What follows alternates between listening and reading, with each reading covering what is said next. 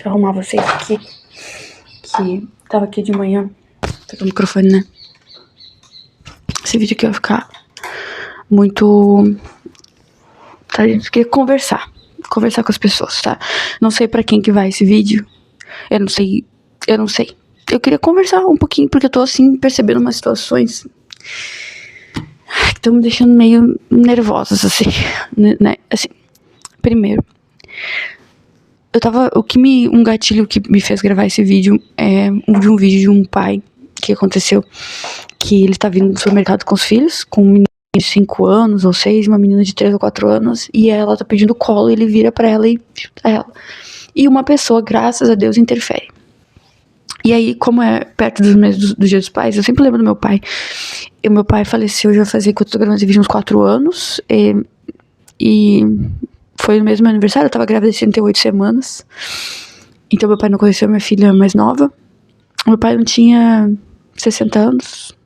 Ele teve um infarto.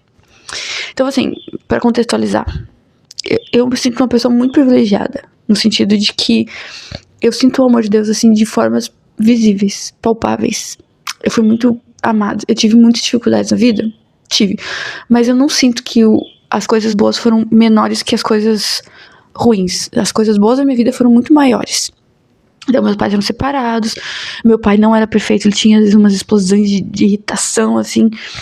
E eles sempre, não eram várias vezes, não era sempre, eu não morava com meu pai durante uma parte da minha vida, então, né, não tinha nem como ser sempre. Mas quando isso acontecia, das poucas vezes que aconteceram, o pai sempre parava e pedia desculpa, dizia, o pai foi grosso, foi estúpido, não deve ser assim, isso não é o certo. Então, quando eu tenho coisas assim, ó, do meu marido, que eu não imagino que possa acontecer, nunca aconteceram, e eu nem imagino que possa acontecer, porque eu não consigo, isso não faz parte da minha vida, entendeu? Então eu não consigo imaginar que um marido, um homem possa ser muito diferente daquilo que eu aprendi, né? Então, quando as coisas acontecem pra mim, é como se fossem casos específicos, não é uma regra, assim, né? É uma exceção. Então, isso não vai acontecer comigo. E graças a Deus, não aconteceu comigo, né? Mas quando eu vejo essas situações que nem essa menina, sabe, eu fico pensando qual que é o sentimento, o pensamento dela na cabeça dela. A minha filha mais velha vai fazer 18 anos, a gente tava conversando sobre o que ela lembra da infância dela, porque a gente fala, né, que o que não pode errar com teus filhos é que eles lembrem de vocês dois juntos, de ti na vida deles, né? Na vida adulta. Então tu tem que ser uma pessoa presente. E eu falo muito isso para meus amigos, gente, é muita aula disso, é muita, sabe, a criança, ela quer estar em casa, ela quer almoçar e jantar contigo, ela quer, se não é possível almoçar, ela quer jantar, ela quer estar no café da manhã, ela quer um dia não ter rotina e acordar um pouquinho mais tarde, ela quer deitar na tua cama de vez em quando, ela quer, sabe, a criança, ela quer uma vida normal que nós tínhamos quando a gente era criança. É isso que uma criança quer. Ela não quer 500 mil viagens, ela não quer 500 mil brinquedos, entendeu? Ela não, porque no futuro ela vai lembrar disso. E aí uma das coisas que minha filha falou assim, mãe, eu gostava quando eu dormia na casa da avó, né, quando eu trabalhava, ela precisava dormir lá, porque a gente dormia junta. Ela era bem pequena. E às vezes não tinha escolinha, aquela coisa assim. Ela ia pra casa da minha mãe. Então quando eu ia dormir lá com ela, né, porque eu deixava um dia lá, dormia em casa do trabalho, outro dia eu ia pra lá, era uma função. Eu dormia junto contigo. A gente dormia juntas, eu podia ficar junto contigo. Gente, eu trabalhava quase 12 horas pra poder, a gente queria comprar casa pra ela, a gente casou, sopetão, a gente não tinha as coisas, a gente teve que corrigir muitos erros nossos que a gente não planejou no nosso casamento, nem nada, que não fez correto, então a gente batalhava muito pra ela ter uma boa escola, pra ela ficar bem atendida, pra ela ter o máximo de coisas que ela precisava ter, que fossem necessárias pra que ela tivesse uma vida digna, pra ter dignidade, pra ter um plano de saúde. A Sarah tinha miopia, desde os 2 anos ela usa óculos, então pra ter um bom óculos, pra ter um bom oftalmologista, a gente sempre batalhou muito por isso, e a gente sempre ficava sentindo culpado por não poder ficar muito tempo com ela, por não poder levar ela pra viajar, pra comprar muitas coisas pra ela, pra entrar no shopping e dizer, o que tu quer comprar hoje? Aí a gente, quando cresce, descobre que o que a criança mais queria era ter um dia normal, assim, de que a gente tinha na nossa infância, entendeu? Não era a escola mais cara da cidade, não era os brinquedos. Então quando eu vejo um homem fazer aquilo que ele fez com aquela menina, que é filha dele, e que segundo a mãe não sabia que esse cara fazia isso, pode acontecer, mas assim, o mundo que a gente vive hoje, de pura dopamina, o que isso tem a ver com livro, né? Eu tô falando no meu canal de livros e tem tanto a ver com a nossa cabeça, tem tanto a ver. Meu Deus, como é que as pessoas podem não enxergar?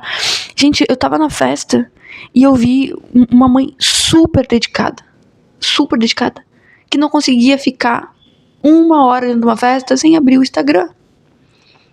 Eu vi gente que corre todo dia, que faz academia todo dia, que faz 2 cursos por semana, já tá na 3ª graduação, mas não consegue terminar um livro. Só se for pra estudar pra passar, né, no concurso ou pra passar na sua graduação. Eu vi gente que tem uma casa maravilhosa, dos sonhos. Trabalha de manhã, de tarde e de noite. E o casamento acabou. Então, assim, o que eu posso fazer? Sabe? O que você pode fazer na tua vida hoje, com a função que tu tem hoje? Por exemplo, minha função hoje é lavar prato. O que tu pode fazer pra uma pessoa tá um passo a menos de se tornar uma criatura como aquela ali que fez aquilo com aquela menina? Ou pra que, se eu encontrar essa menina, de alguma forma, Deus me use pra fazer diferença na vida dessa criatura? Sabe? Que saco, sabe? Desculpa a gente falar assim, que saco. A gente passa a vida planejando os conteúdos. O que a gente pode falar para as pessoas entenderem que a gente precisa pensar muito mais sobre quem nós somos, sobre quem Deus é, sobre quem nós somos enquanto filhos de Deus, sobre como nós podemos ser pessoas melhores, sobre como nós podemos não ser absorvidos pelo telefone, como nós podemos fazer a diferença, como nós podemos glorificar a Deus e representar Deus na Terra. Porque é tão difícil competir com conteúdos assim que não tem valor algum. Sabe, a gente tá num país onde as pessoas gastam o benefício, né, que já é uma coisa assim, ó, dada, com aposta. Entende? Que a gente tem escolas, assim, ó, a gente não tem noção do que acontece, assim, de como os nossos filhos estão sendo tratados. Tem uma menina que simplesmente disse que ela não era de esquerda, que ela não era a favor de... e que ela não estava posicionada nessa guerra que existe entre Israel e Palestina, e simplesmente ela foi bloqueada. Os amigos, eles não falam mais com ela. Amigos de 1 ano e meio, 2. Eu fico pensando, o que vai acontecer para as pessoas começarem a ver que elas estão virando zumbis, que elas não conseguem mais ter nada de concreto e viver nada. Bom, a solidão é uma das coisas que está sendo causa de um dos maiores problemas do mundo. Tá sendo uma piada, eu tô rindo, porque assim, a gente tá no mundo, assim, eu falo pra minha filha, a gente não tinha um WhatsApp, então era um saco pra se falar, pra marcar as coisas, tinha que marcar muito bem marcado, e tinha que estar lá na hora que tu marcou. Vocês têm um WhatsApp hoje, como é que vocês conseguem se desencontrar na hora da saída da escola? Que hora tu vai sair pra escola tal hora? Mãe, a fulana disse que ia me encontrar, mas não achei ela. Meu Deus, por que vocês não se ligaram? A gente não tinha um cartão pra ligar pro outro quando tinha celular, Como que uma geração assim não sabe o que os pais do seu amigo faz, onde eles moram? E assim, ó, o número de famílias destruídas dos amigos das minhas filhas é uma coisa absurda. Eu nunca pensei que eu ia ver tanto isso. Então, assim, gente, esse vídeo eu tô fazendo porque eu quero entender o que a gente pode fazer, o que eu posso fazer pra trazer do conhecimento que vai tirar um pouco alguém dessa situação, sabe? Ou vai tratar a mente de uma criança que passa por uma coisa dessas. Porque assim, ó, a gente teve pais mais severos, né? Quem tem a minha idade aí, 30 anos, 38 anos eu tenho. A minha mãe era muito mais severa do que eu sou. Talvez não sei, a gente é bem parecido. Mas era uma educação raiz. Meu Deus, eu tenho certeza que minha mãe me ama. Eu fui amada pelo meu pai, pela minha mãe, pelas minhas tias, pelos meus primos, pelas minhas primas. Gente, a minha família é uma família amorosa. E não é aquele nem... Não, são pessoas normais, assim, gente normal. Eu achava que isso era normal. Sabe, aí quando eu começo a ver as situações, as famílias, o jeito que as pessoas se tratam...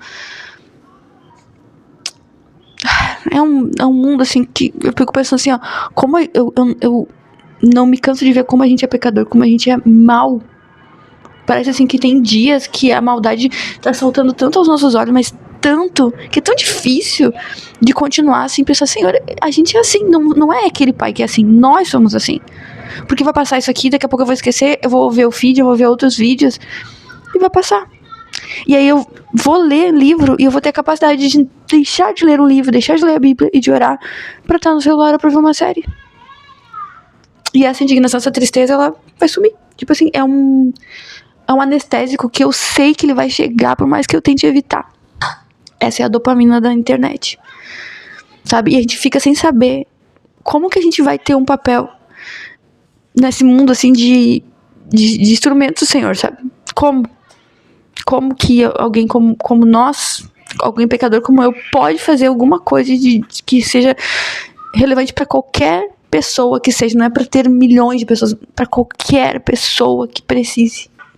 Como que a gente pode seguir a nossa vida sendo egoísta, achando que a nossa vida tem a ver somente com a gente mesmo, com aonde a gente quer morar, com o quanto a gente quer ter, com aquilo que a gente precisa, com aquilo que os nossos filhos precisam. Como que a gente vai conseguir, né, sair dessa...